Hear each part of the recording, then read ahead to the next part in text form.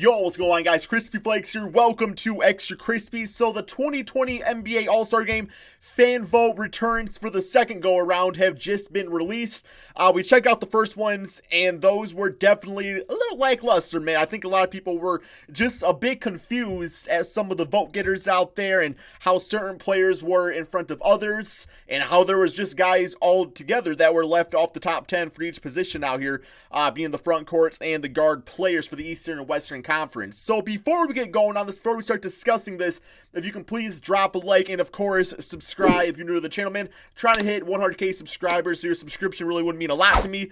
Let's go ahead and get going on this. So Western Conference front court, we're looking at LeBron James, the leading vote getter. It looks like overall at 3.3 million votes. No issues with that whatsoever. Of course, LeBron, one of the most popular, greatest players of all time, so it makes sense. Then you got Anthony Davis.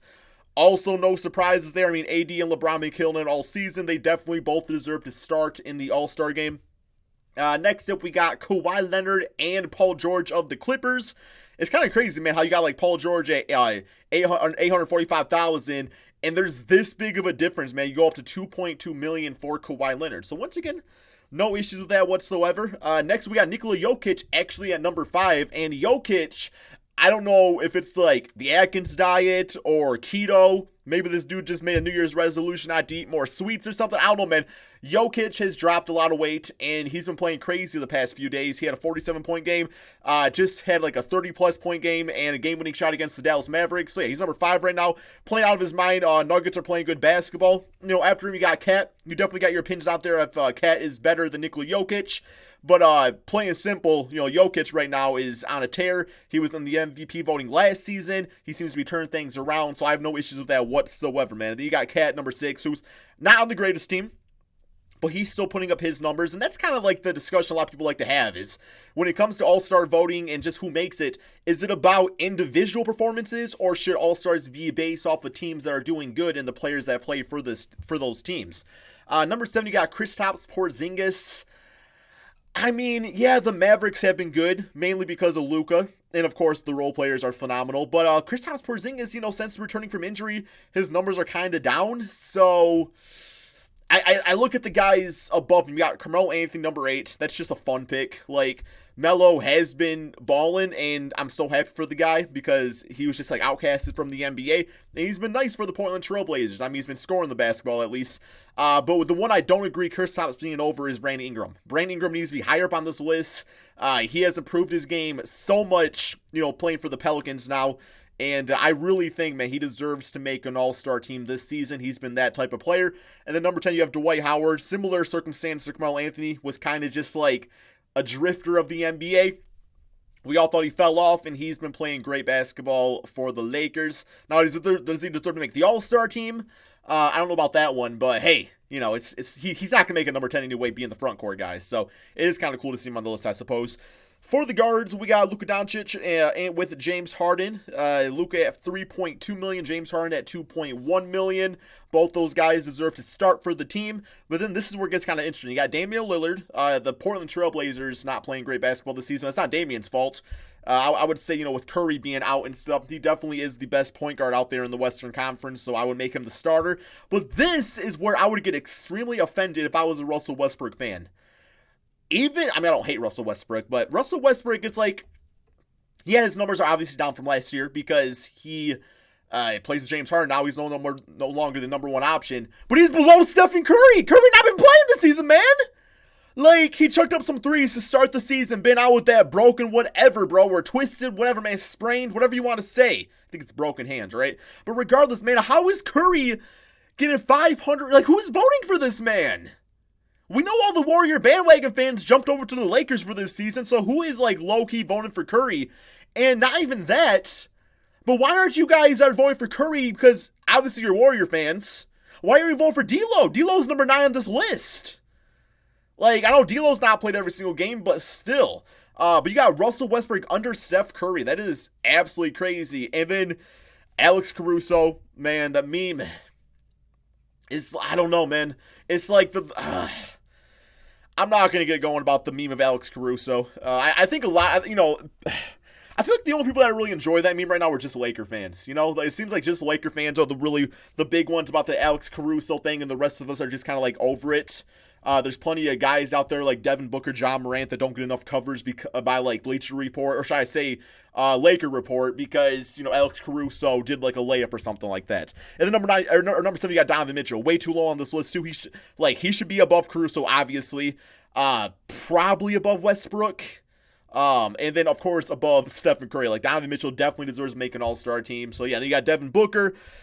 Victim of a bad circumstance again, where he puts up numbers on a bad team, so that kind of hurts his vote getting out there. And then you got D'Lo, again, extremely disrespected too, but at the same time, he's not played every single game.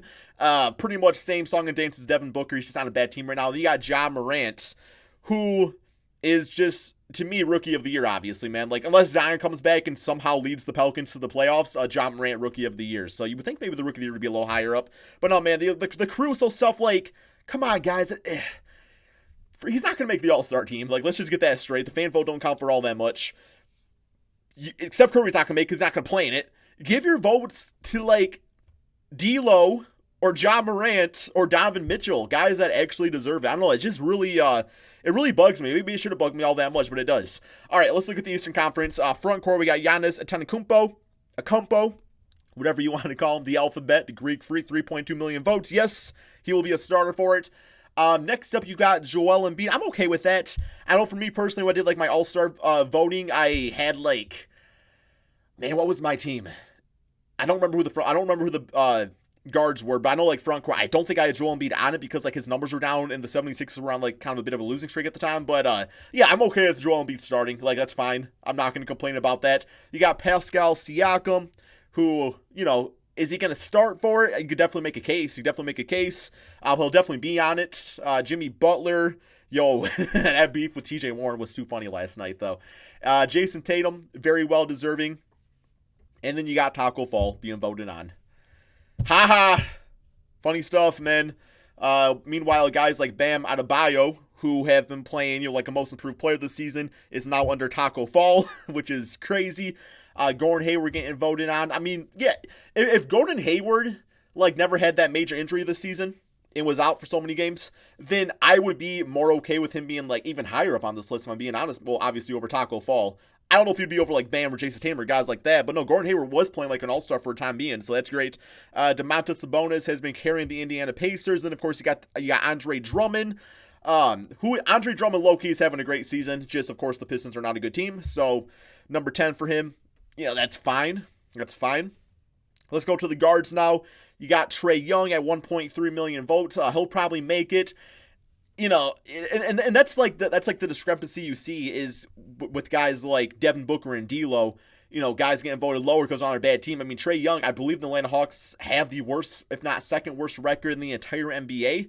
So maybe, I mean, Trae Young is just playing that crazy, though. It's just that insane where you just can't keep him off the All-Star team, even starting on it. You got Kyrie Irving. Me personally, nothing against Kyrie. I don't think he should start on the All-Star team this season. If he's played the entire season and was dropping them 50 pieces like he was doing at the beginning of the year, that's like, yes, obviously you can have him there, but I would much rather see like Kemba Walker start just because what he's been doing for the Boston Celtics, just the culture change with him there has been greatly noticed, and I think he should definitely get rewarded for that. Derrick Rose, number 4, you know, he's saved the Detroit Pistons in the few games they've won this season. The reason I would love Derrick Rose to be on the All-Star team, I don't think he should start for it, but to be on it is just, you know, it's in Chicago, man, and should he get rewarded for that? I mean, it's a nice story. That's kind of what happened with Kemba Walker and the Charlotte Hornets and stuff. So, yeah, it would be a nice story, obviously, to have D-Rose and Chicago just being able to go to where it all started and just show people, like, hey, through all the downfalls of my career, all the injuries, I'm still here, man. I'm still here balling out for the Pistons now. So, yeah. Zach LaVine, I could see Zach LaVine making it simply because it's in Chicago. Now, does he deserve it over Kyle Lowry, Jaylen Brown? I would definitely not say so. Sorry, LaVine. He's great, man. LaVine's a great player. I just think Kyle Lowry and Jaylen Brown have been really good this season. So, We got Ben Simmons, number 8. Ben Simmons, made it last year, obviously, and it's like, he didn't make it, he made it last year. But like, his numbers have not really gone up all that much this year, but he's still putting up good numbers. And if you made it last year, your numbers are the same. That means you're putting up all-star numbers, so therefore, you deserve to make the all-star team. Bradley Beal, number 9, seems a bit disrespectful. I know in my first returns video, I said Bradley Beal was the best shooting guard in the NBA. 1,000,000,000% misspoke. I meant to say in the Eastern Conference. Obviously, Luke Kennard is the best shooting guard. I'm just joking, man. James Harden is the best shooting guard in the entire NBA. So, yeah, got number 9. And you got Fred VanVleet for the Toronto Raptors. No big-time issues with that.